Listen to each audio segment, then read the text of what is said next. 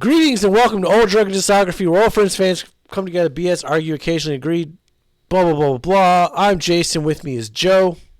That's me. At the bottom is Tim.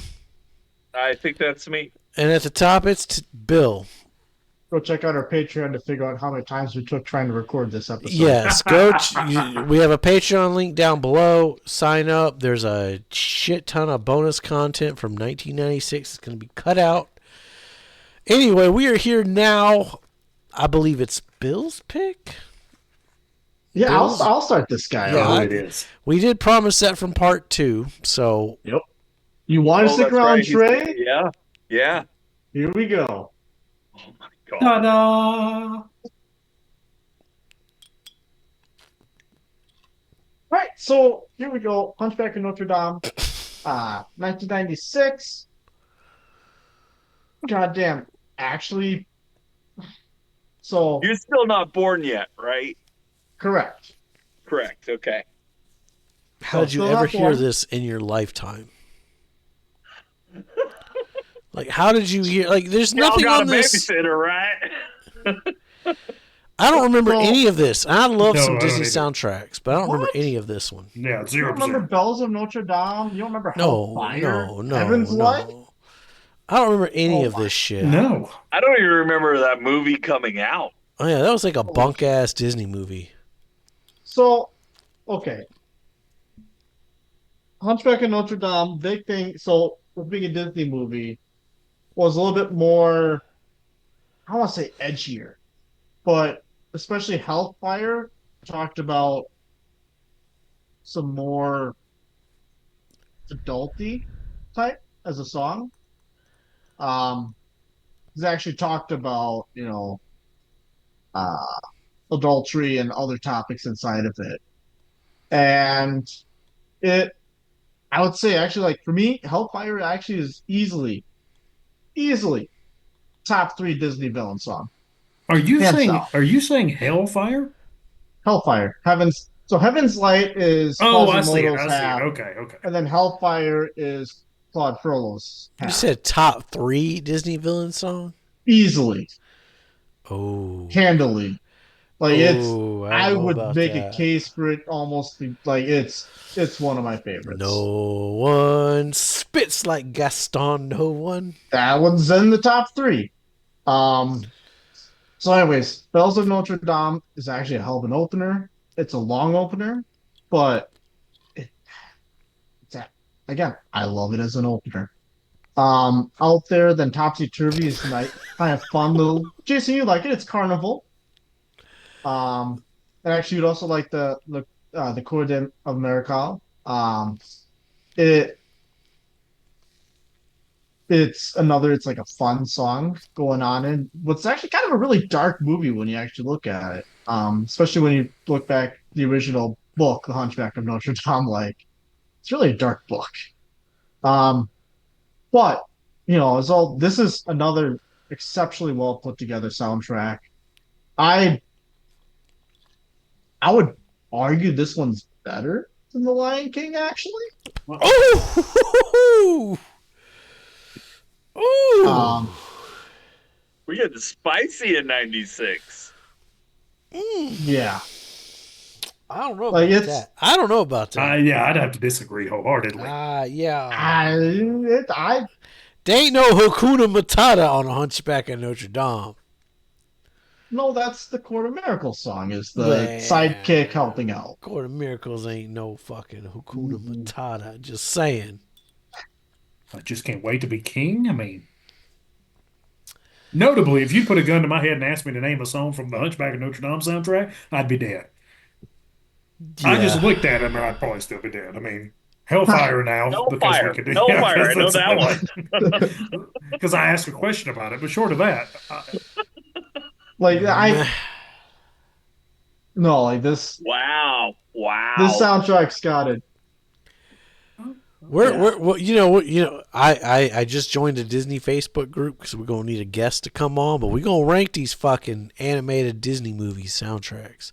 We'll see where the Hunchback stands up in the album rankings. Well, I mean, we all know what number 1 is. Sword in the Stone. No. Fantasia. No. Sword No, of it's Stone's not. top 10 though. Yeah. We'll get there. We'll get to Fantasia. What is your number one? Because I would say Lion King is probably it's high. Fuck I don't know if no. Lion King's not even number one in top the three. 90s. Top three. No, it Little ain't even top Mermaid. 3. I take Little Mermaid over Lion King. We'll get to the Disney soundtrack rankings. So, anyways, Bill? Hunchback is That'll be better right than after Slang. we do Carcass. Better than Slang. I agree. Yeah. I never heard Yeah. Sling, but I can agree with that.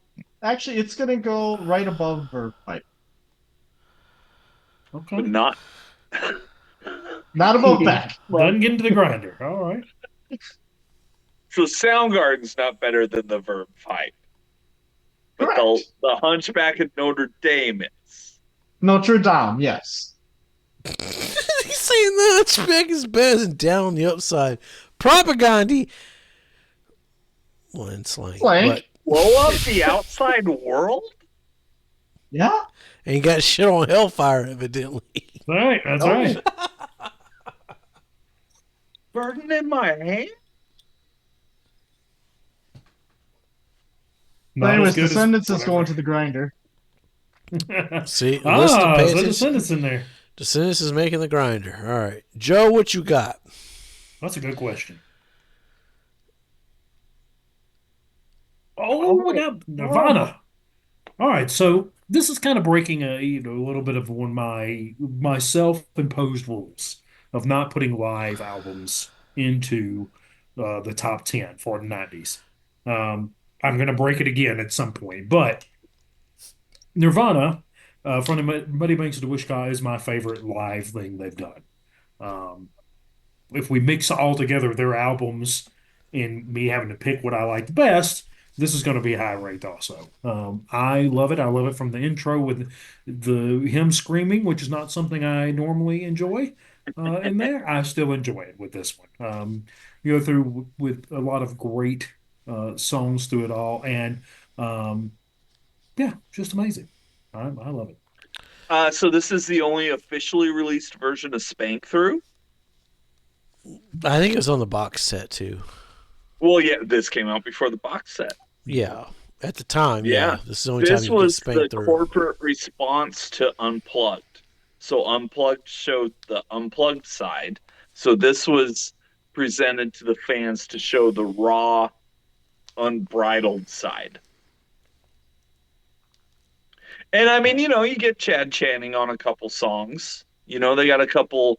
Did you guys hear the deluxe edition of Bleach with that whole show from Yep. Portland? That I they got it did, on- I got it that on they vinyl. took these from. Yeah, I Yeah, got it on man, vinyl. that's a great show. Yeah. Yeah, this one's great. I love this. I listened to this. I had this and Less Than Jake's Hello Rockview, and I don't know where the rest of my CDs went, but I had these two for wherever I was at the time. I mean, I still have this on kept CD. going, I was the kept first day buyer. I was the I first still day have buyer. it. I still have my copy. Yeah, I was there. I eventually went back and picked up a pressing of it. on I'd vinyl. love to get a vinyl copy of it, Yeah, that'd honestly. be awesome. Like, That's original pressing. it's one of those bands for my vinyl collection. Like, I have the 3 main albums, although I still need an official in utero. I only have the anniversary Albini mix on vinyl. But yeah, I'd like to pick up they're one of those bands. I always feel weird about it though. Especially at this point, I love this album, but am I gonna listen to it on a vinyl? I listen to it still all the time. But the thing about this record is it's not a complete show. It's like bits and It's pieces a whole of bunch of multiple bits and shows. pieces, yeah. Yeah. Whereas Which is its downside. if you listen to Redding, Redding is a better Nirvana Redding's live record, or Great, yeah. even Live and Loud. Well, and I always liked the Paramount show. Yeah, the fucking Live at Paramount's a great one too. The Paramount show is incredible. And yeah, that one that's on the deluxe edition of Bleach from Portland. from the Bleach tour. Yeah, I mean Like, a lot incredible of job. Wishcott is from those shows. Yeah, yeah, yeah. Except I love that intro though. It's a great intro. Yeah. Kurt. Was Tourette's on there, also known as The Eagle Has Landed? Mm-hmm. Brett's on Yep. there. Yep, Yep. yep. Yeah, yeah, that's a great version. God, I love it. Yeah. And yeah, the only official version is Spank Through until the box set, which I don't Which even know if it's on the box set, honestly. it wasn't new to me because I already had Out Sets Aside Volume 1, so like I already knew Spank Through. Well, and I've got a story related to that. Should I tell it now or wait for my turn? Up to you. Up to you, yeah. Well, I mean, we're doing these years by release date. Yep. And so we're getting in the fall. Yep. And I want to say it was fall 96 that I would have met our host extraordinaire, Jason. Oh.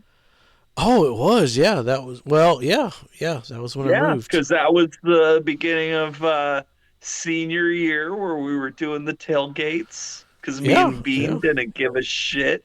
And we're listening to a lot of Ramones. Yep. And y'all smoked me. And Witch Cause coming out. Yeah. Yeah, that was a good time. Yeah, I'm thinking like I was a young, impressionable 16-year-old. Yeah, and here we are. Mm-hmm. Okay, so it's going to go above Wallflowers. And it's going to go above Fuji's. Okay. But since it is a live album, I'm going to put it below Propaganda. Ooh.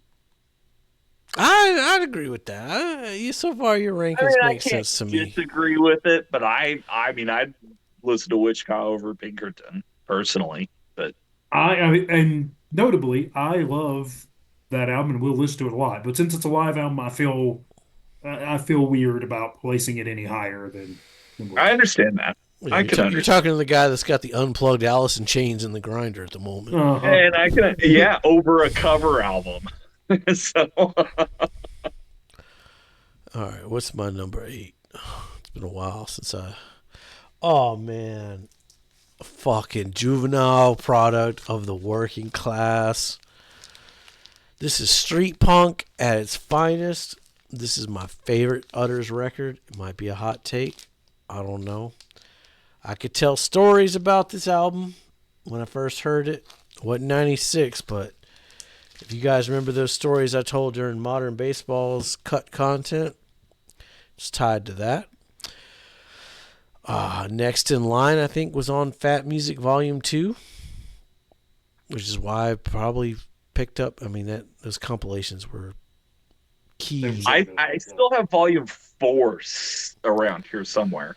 Yeah, we'll get to some Volume 4. Life in the Fat Lane. Yep.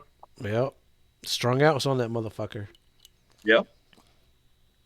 London Drunk. This whole record is fucking street punk at its finest.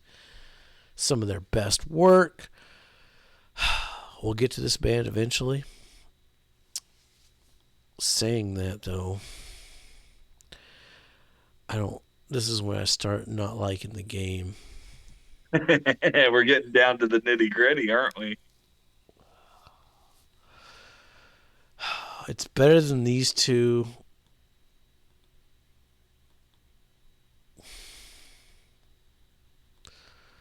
It's better than these two.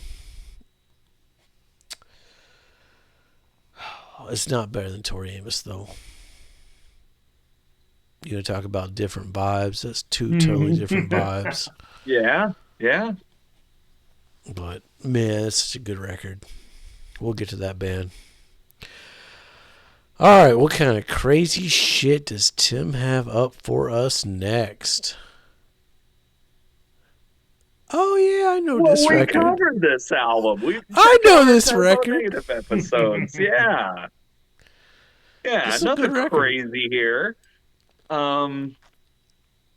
So yeah, Jason's familiar with this because we did do the discography on this channel. This is I first day buyer. I mentioned it earlier. I saw Sepultura open for Ozzy. Well, in between those two bands was Typo Negative. And it was right before this album came out, but they did play My Girlfriend's Girlfriend, which was the first single. Um, Man, this is an album that I can go back to. It's super poppy and ethereal. It's also just super dirty. It's hilarious. It's sensual. It's epic. It's it's a vision. This album is just out there. Shout out to And my mom, because in top songs, I think Wolf Moon made the top songs, and Wolf Moon. she loves some Wolf Moon. Wolf Moon is a fan favorite for sure. I won't go into what it's actually about, but you should definitely listen to it.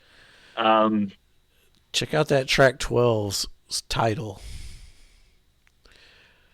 You guys want Bill, Joe? You want to take a stab at reading that one? The Track glorious 12? liberation of the People's Technocratic Republic of Finland by the combined forces of the United Territories of Europa. and I got my Vinland flag around here somewhere. Like you can get them on Amazon. That's a real thing. Um, yeah, it's just an amazing album. It holds up. It's it's like nothing else you'll hear in the 90s. Like a completely original band that combined elements of hardcore, super sad boy goth music, and yeah, I mean they're Black Sabbath meets the Beatles. Wasn't my favorite Typo Negative record, though. It wasn't yours, and I remember your favorite. And I mean, this was the one that they put out after they got big. Yeah. So there was a bunch of money thrown at it, but it didn't do as well as it was expected. But I love it. I don't know if it was my number one either, but it very well could be. I Like can't it's an remember. amazing album. It might have been Cat's number one. Yeah, and that would make sense. I can't remember. We gotta get Cat back. Yeah, for sure. Um, yeah, Typo Negative. They're one of those bands that if you get it, you get it, and if you don't even try. Is it better than Ween? Yeah, yeah. Um, I'm looking at where I want to rank this. And again, 90s, this is a tough year for me. Like all of these albums are strong contenders for number one. Yep. Well, So I'm gonna put it above the George Clinton.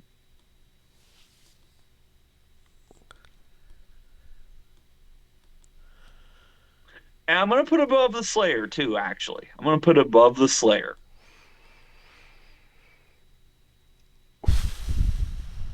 ooh, that's tough. I know both those records. That's tough. That's tough, right? That's tough. Real Yeah. tough. That's real tough. So yeah, let's just slot it right there at number 4. Go back and watch our episodes. That's a tough decision. All right. It's a fan. And prior to going into this series where we're doing the meat grinder, if you had asked me at any point in the last almost 30 years what were my top 3 albums of 96, this would have made it. It's hard once you start digging in and seeing all the albums that actually came out in '96. Yeah. Yeah, no, I love October Rust so much. It's such a good album. It is a good album. Their cover of Cinnamon Girl, Be My Druidess, Burnt Flowers Fallen, Love You to Death. Like so many good songs on there. So many good songs. Let's see what Bill's going to follow up with. already did that one. Here we go. Here we go. What the fuck are we looking at? I actually know this one. I listened to this one. So, the Weisenheimers. If you went to any summer festival in Wisconsin in the 90s, or any frat party, any bar league playing in a bar band, you would have heard the Weisenheimers at some point in time. Most notably, the first album's title, We'll Play for Beer, was more or less the band's motto, because they would play for beer. The reason they broke up, they realized, oh shit, we have families. We can't play for beer anymore. We actually have to charge money. Sellouts. Right. Posers. Yeah. Posers. So anyways, so the story behind this album specifically, it's an EP, which I know we have mixed feelings about as a group. No, And Tim had it what is on this- last time. Jar of So- Flies made it. They were playing, they're playing at a bar outside Lambeau Field for Packers preseason game in August. And they just had a stack of these CDs sitting on it, like just basically handing out anyone who would take one. They just like, yep, here you go, giving them out. And actually, that titles track, Go Ye Packers Go, was the unofficial song of the Packers on the Super Bowl run. Fun fact about that. This CD, my parents Go actually Pack, have. I've go. listened to it. So then you go from that to Circle the Wagons. So Go Ye Packers Go, it's a very high, energetic. I mean, it's cow punk rock. Yep. And So like the Blasters and Mojo Nixon, maybe. probably, I don't know. So probably. Okay. Okay. Bill They created get a genre. They This get time. Torquay, which is a song about a truck driver. And it's the best goddamn. That's my song shit, of the man. You year. can't be creating no fucking genres. That's my territory. That's right. Like, Cowpunk. No, I've heard of cowpunk. Cowpunk exists, and it existed in 1996 with this fucking record.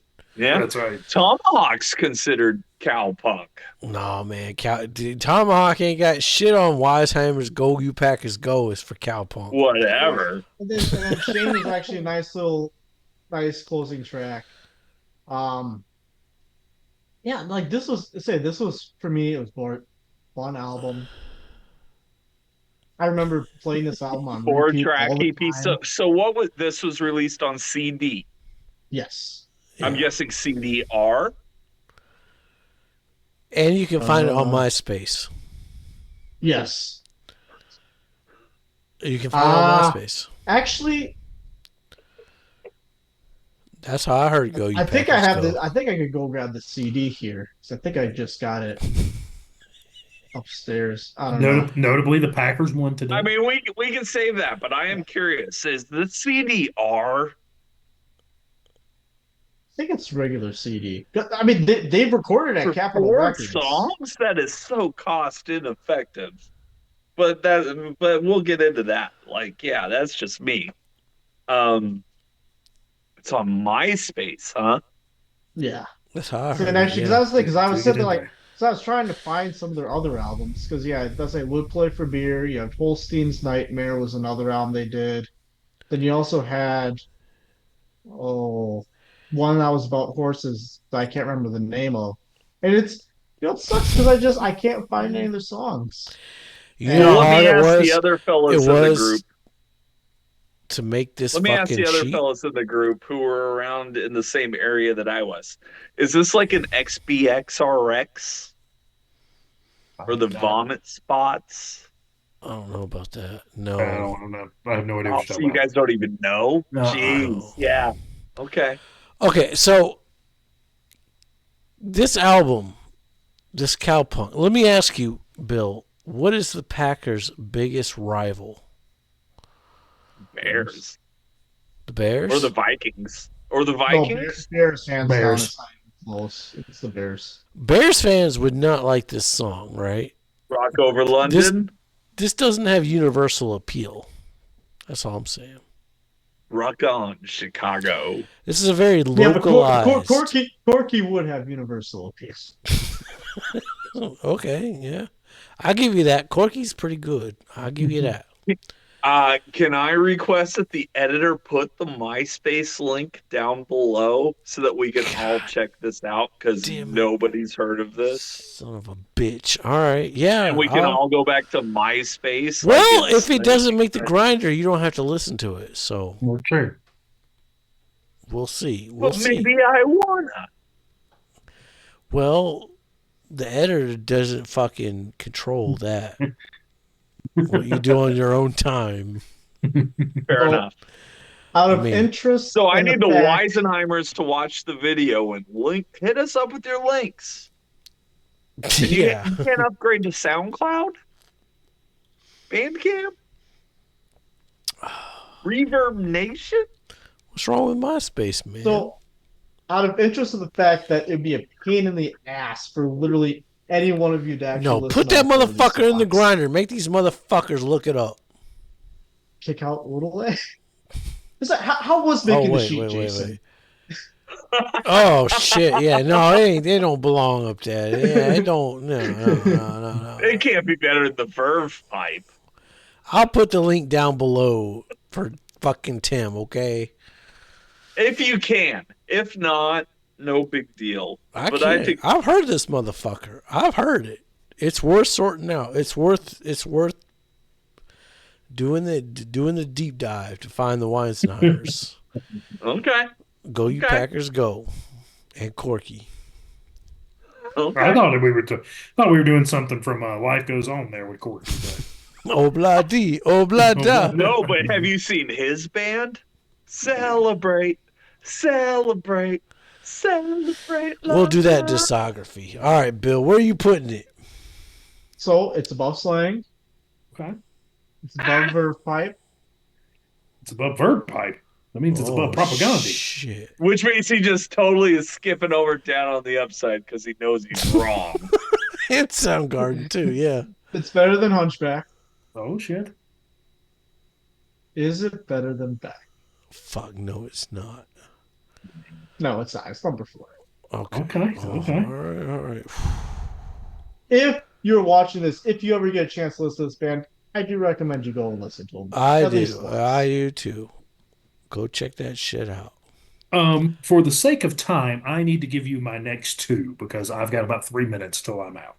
You fucking whiny bitch. Jesus Christ. I've told we all know it's 10:30 when I gotta go. Jesus. What are you gonna sum this up in 3 minutes? Come on. I got to, unfortunately. So it's in 3 minutes. Now you got a minute and a half. Yeah, this is going to take two. The last one. So Counting Crows, we all know I love Counting Crows. They are my favorite band of all time. Can you elaborate on that? If you go and watch the video where Jason and I just basically, give flowers to Counting Crows throughout it, there's a link, down there somewhere. Yeah, love that's this right. one. You guys didn't do that one. This is my second favorite album by them, but we're really splitting hairs with August and Everything After and Recovering the Satellites. Every song on here is a banger. They're amazing. So yeah. You are a fucking Rank it. jackass. Like fucking. Can't be better than Wishka. Is it better than Wishka? No, it's way better than Wishka. We're going to move that on up to number 1. Damn. God. Taking damn. away Descendants by. Yeah. And there it is. This was the Wow. easiest number There 1 in the world. it is.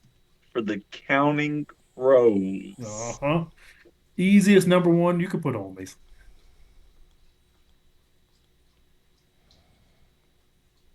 I knew that was gonna happen.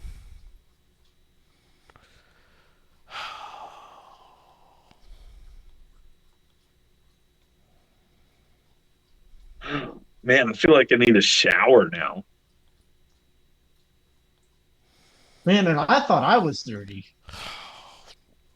Yeah, you see how he's gonna fucking do this shit? What are you gonna end with? All right, Less Than Jake's Losing Streak. I love this album. I loved well, we saw on our previous year that I basically put this album in, but this one's better. So it had to come in again. Johnny Quest, Thanks for Sellouts, Automatic, Happy Man, um, How's My Driving, Doug Hastings, Dope Man, Jen Doesn't Like Me Anymore. I love Less Than Jake, especially the early stuff. So that's why we have Losing Streak in there. The disrespect, man. The disrespect. You know what? I might have to change my rankings after you're gone. Counting Crows might not get a fucking bye. It's all right. It's so good it don't need one. Less Than Jake is going to go above Wallflowers and above the Fugees. And that's where it's going to sit.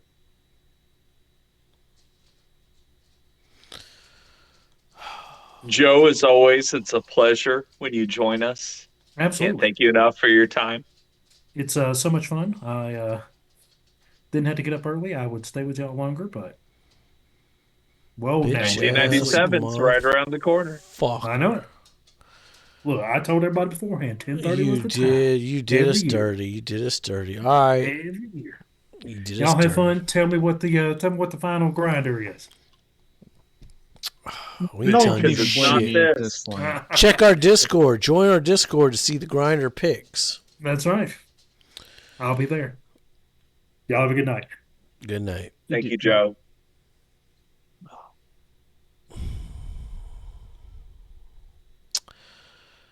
All right. Fuck it, I'm gonna put the sentence in number 4 and put Weisenheimer's in. Well, you know.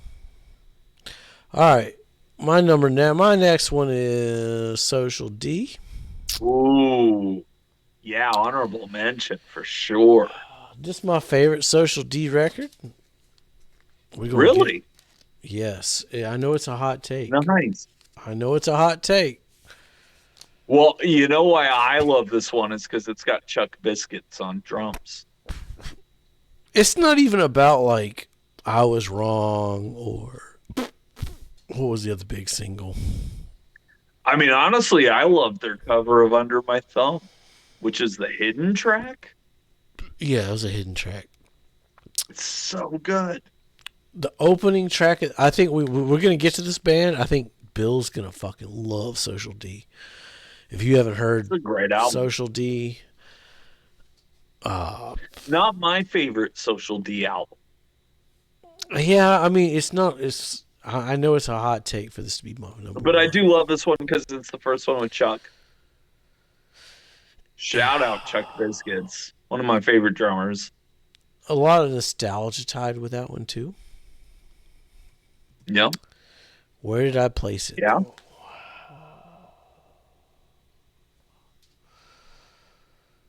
It's better than these two. But I love that Swingin' Utters record more. So it's going to go there, sadly.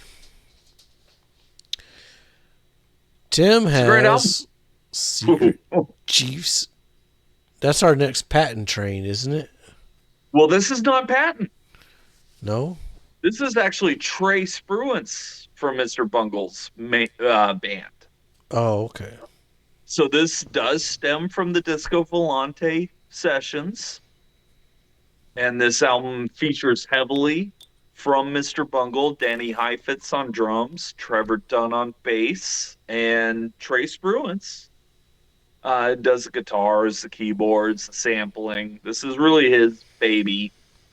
And this is the first Grand Constitution. This is shit you live by.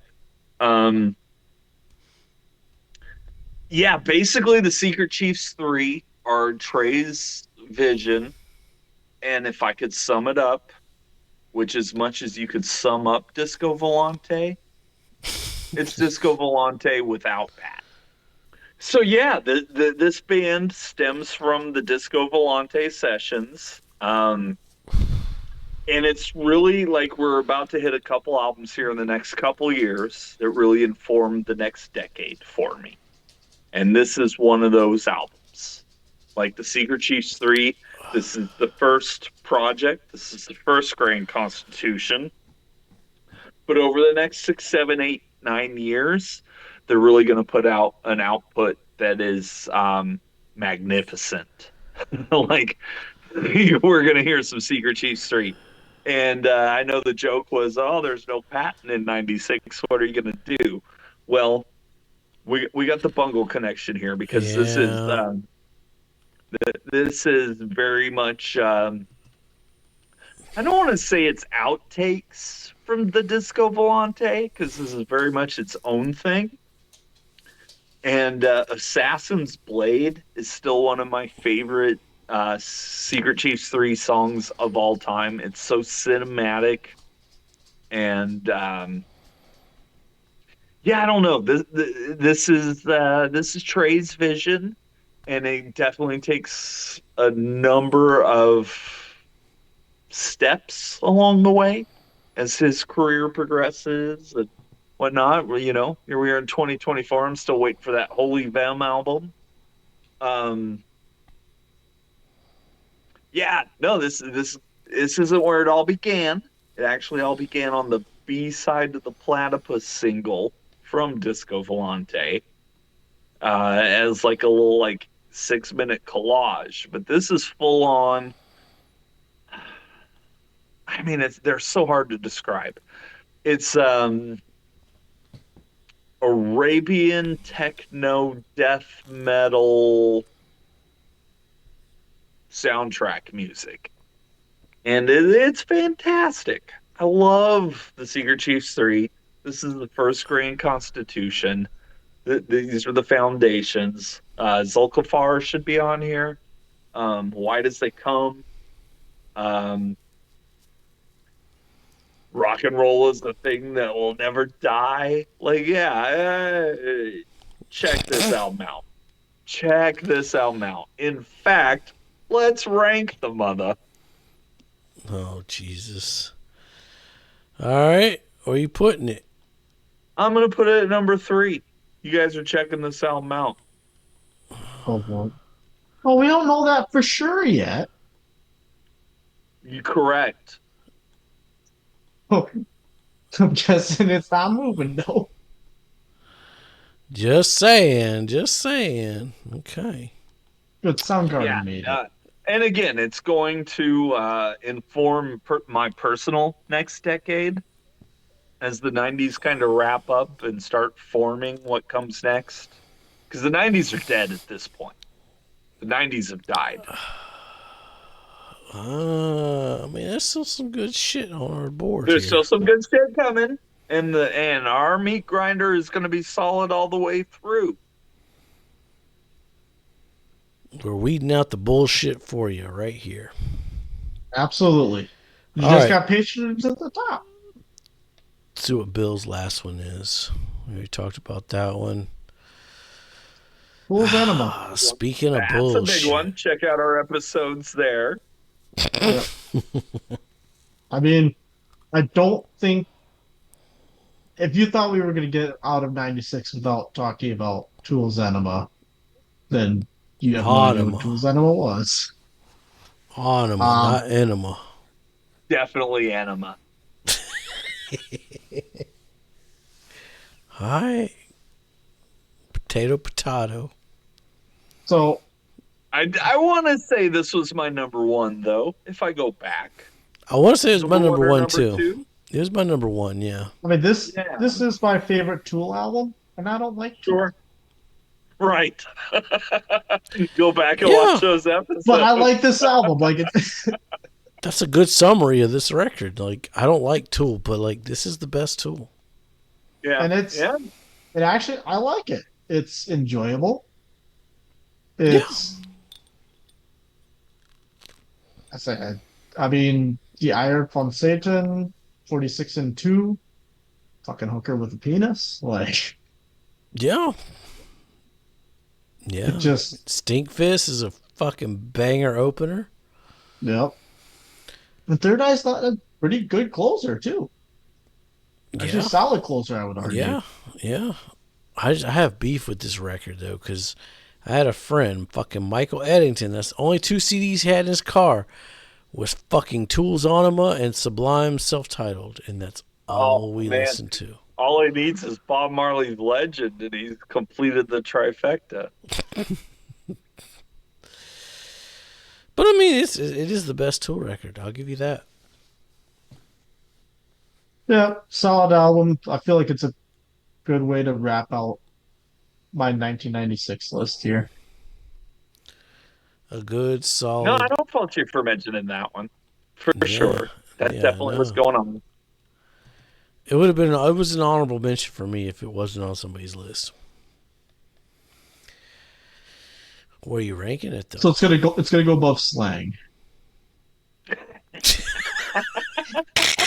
I'm gonna laugh every time you say anything goes above that. What should I have Slang number 1? Which I know this is the last time, but I'm gonna laugh every time. I mean, I agree with I'd agree with that. No qualms here. All right, my last one is we talked about Pinkertons. We were talking about that. Yeah, we talked about that, but you didn't. But he has. I didn't, because Joe fucking left me like a bitch. Left you hanging high and dry. I'll talk about fucking Recovering the Satellites, because unlike Joe, this is my favorite Counting Crows record. This is the follow-up to August and Everything After. It's a concept record about, you remember that show Friends? Well, Adam Duritz was kind of fooling around with some of the cast members of Friends, and Goodnight Elizabeth captures that. I mean, yeah, you got your fucking Long December, everyone fucking knows that song, whatever. Everything else on this record is fucking phenomenal. It is great storytelling. It's great songwriting. I'll defend this record to the death. It is better than August and Everything After. Where did I put it, though? Where did I put it? Joe kind of fucked in a year that comes out with Odelay. Yeah. Odelay Everything sucks. Everything right, sucks. But you don't even have in the grinder. I'm the only reason Everything Sucks is making the grinder. And good for you, Bill. Good for you.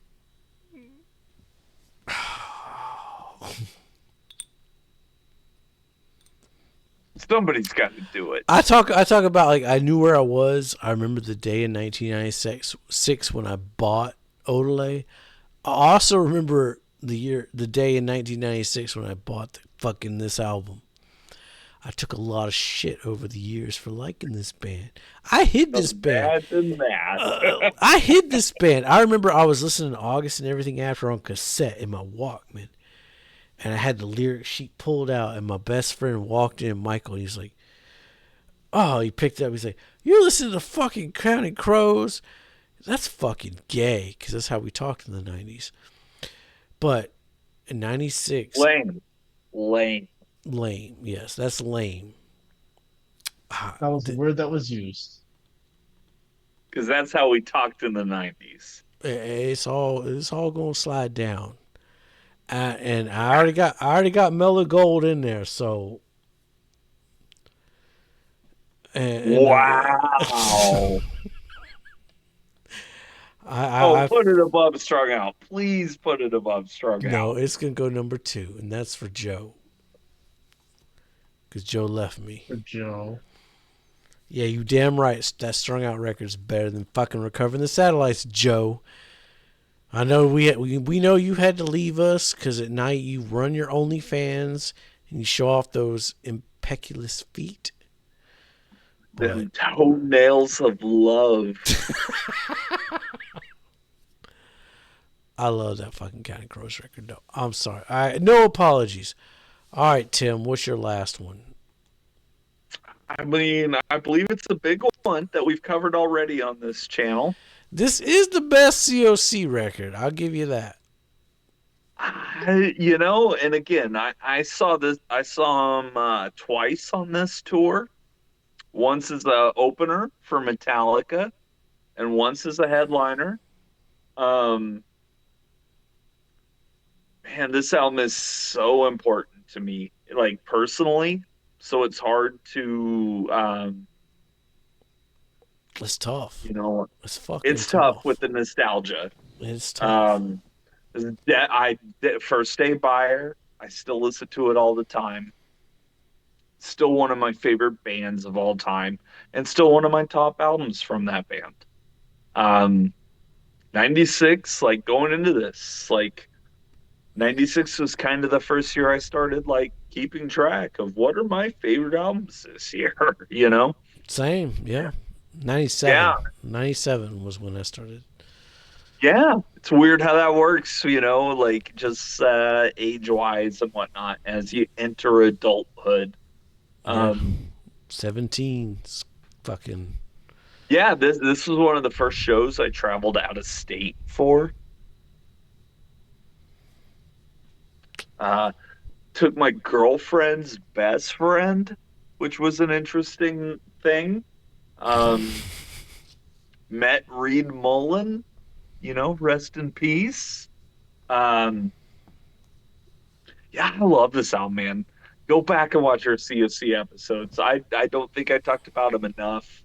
They're one of my favorite bands. They're just so uncompromisingly don't care what you think. For better or worse, though. For better or worse, yes. I personally, I'm all about it. Like I love their infusion of punk rock meets Black Sabbath. But do you love their infusion of like new metal pop? Well, that they comes get a into little the later. There's no 2000s? real new metal on this album. Like No, not Wise Blood. More Wise new Blood's metal on Roots, for example. I'll give you Wise Blood's their best record. That is their best album. Well, and much like October Rust, if you had asked me at any point before this episode and what we're doing here today with the Meat Grinder, this is absolutely my top 3 favorite albums of 1996. This is absolutely what I was listening to, and it's still something I listen to today. Now, having said that, and we're playing the Meat Grinder, I'm going to put it at number 4. I'm going to put it above Alice in Chains Unplugged. But it's not going to make the Meat Grinder.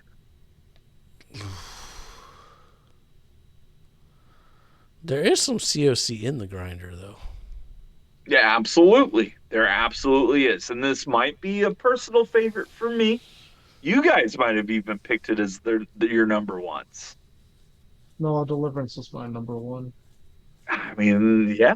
Can't fault you for that one either. I can't. I did not like that one. But Bill didn't like Blind, and I liked Blind. No. Right. Which and Blind's in the grinder. Yeah, so. Blind's in the grinder. This is an album for me that is up there with Alice in Chains Unplugged, which over the last 30 years has proven itself to be one of the most important albums of the last 30 years. That's kind of my line for this year. Even October Rust and Undisputed Attitude. Like, somewhere in there, like any of these could have been number 1. Oh, 100%. I could easily put the Descendants in there. I could put fucking Buck Wild, Tori Amos. Such a great year. Such a great year. 97 is going to be fucking hard, too. Yes, it is. Yes, it is. Personally, though, I've always thought 96 was harder. 97, I got a clear winner, and the rest of kind of filling in the blanks. But this one had a bunch of competition. The color and the shape. Might make the list. Well, you never know. Hey, Johnny Park, Up in Arms, great stuff. Yep. Stick around for that. We are a playlist link channel. Sort us by playlist. Check out our Black Sabbath coverage. We're in the middle of doing that, one album at a time. We've also done Sabbath Modern Sunday. Baseball. Yeah, Sabbath Sunday. I guarantee you this Sunday you'll get a new Sabbath video. What else? We have a Facebook, a Discord, all the links below. We have a Patreon. We want to give a shout out to So Counting Crows is strung out. Got buys. Yes. Yeah. Odelay and Descendants lost their bye. Yeah. But they'll get As did votes. Pinkerton All three. and This Soundgarden. is the first year where Bills, all three will get votes from me in the grinder. Yeah. It's a tough year, man. All fucking, what is that? 12 albums? Great. All three of Soundgarden's 90s output made it in the grinder. Mm-hmm. Two Tori records. As it should. Weezer, I got to represent Pinkerton. It's going to go up against the Blue Album in Wave 1, I guess, maybe at some point. We'll see. Which one gets my vote? All right. Yeah, as always, be safe. And what, Tim? I mean, have you guys heard that Dr. Octagon album? No, but I guess we're going to have to. Yep. With my white eyes, gray hair, faces, sky blue, yellow sirens react. My skin is colored lilac.